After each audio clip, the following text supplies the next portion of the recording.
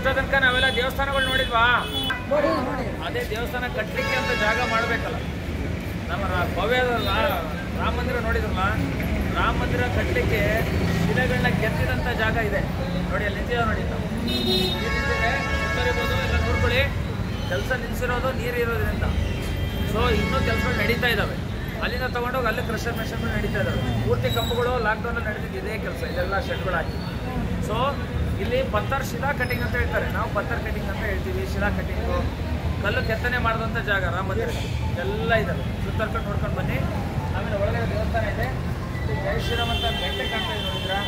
ಆ ಗಂಟೆ ರಾಮ ಮಂದಿರ ಉದ್ಘಾಟನೆ ಆದಮೇಲೆ ಮೇಲೆ ಕಳಸಕ್ಕೆ ಕಟ್ಟುವಂಥ ಗಂಟೆ 1,000 kg, 10 ಟನ್ ಮೇಲಿದೆ. ಅಳ್ಳಾಡ್ಸಕ್ಕೆ ಯಾರಾದರೂ ಪ್ರಯತ್ನ ಮಾಡಿ, 10 ಜನ ಪಟ್ಟರು ಆಗಲ್ಲ, ಅದು ಮೇಲೆ ನಿಲ್ಲಿಸ್ತಾರೆ ಒಂದೊಂದು ಸಣ್ಣ ಉಕ್ಕಲ್ಲಿ.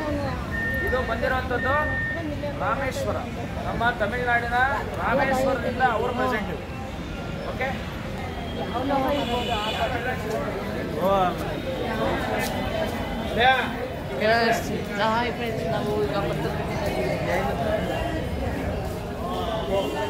ಹಾಯ್ ಫ್ರೆಂಡ್ಸ್, ನಾವಿವತ್ತು ಅಯೋಧ್ಯೆಯ ಪತ್ತರ ಕಟ್ಟಿಂಗ್ ಇದ್ದೀವಿ.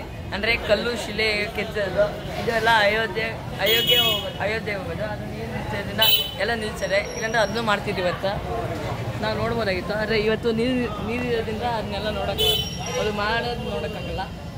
ನೋಡಿರಿ, ಇದು ಅಯೋಧ್ಯೆಗೆ ಹೋಗೋ ಶಿಲೆ, ಅಯೋಧ್ಯೆ ರಾಮ ಮಂದಿರಕ್ಕೆ ಅಲ್ಲಿ ಕಟ್ಟುವಾಗ ಕಂಬಗಳು.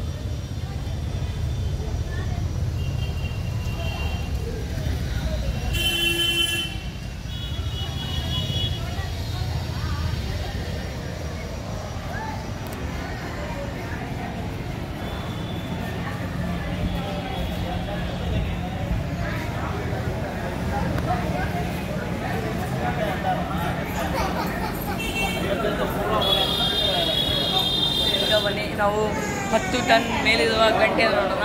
ಅದನ್ನು ರಾಮ ಮಂದಿರ ಇಲ್ಲ, ಅಯೋಧ್ಯೆ ರಾಮ ಮಂದಿರ, ಅದ ಕಳಸಕ್ಕೆ ಕಟ್ಟೋದು ನೋಡೋಣ ಬನ್ನಿ.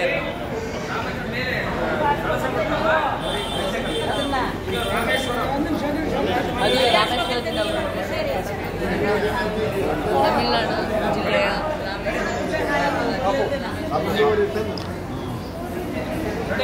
ರಾಮೇಶ್ವರಂ, ತಮಿಳುನಾಡಿನ ರಾಮೇಶ್ವರಂ ಜ್ಯೋತಿರ್ಲಿಂಗ ಇದೆಯಲ್ಲ, ಅಲ್ಲಿಂದ ದೇವಸ್ಥಾನದಿಂದ ಪ್ರೆಸೆಂಟ್ ಆಗಿದೆ. ಪ್ರೆಸೆಂಟ್ ಆಗಿದೆ ಸರ್. ರಾಮೇಶ್ವರ 1,000 kg ಹೇಗೆ ನಿಲ್ಲಿಸ್ತಾರೆ ಯೋಚನೆ ಮಾಡಿ. ಬೃಹದೇಶ್ವರ ಟೆಂಪಲ್ ಯಾಕೆ ಕೇಳಿದ್ದೀರಾ? ತಮಿಳುನಾಡಲ್ಲಿ ತಾಂಜಾವೂರು ಬೃಹದೇಶ್ವರ ಟೆಂಪಲ್ ನಾವು ನೋಡಿದ್ವಿ, ಹೋಗಿದ್ದೀವಿ. ಅಲ್ಲಿ ಕಮ್ಮಿ ಇದೆ ಗೊತ್ತಾ? Same rate. ಆಮೇಲೆ ಇದರಲ್ಲಿ ರಾಮೇಶ್ವರ ಹೋಗಿದ್ದೀವಲ್ಲ, ಪೀಠ ಇದು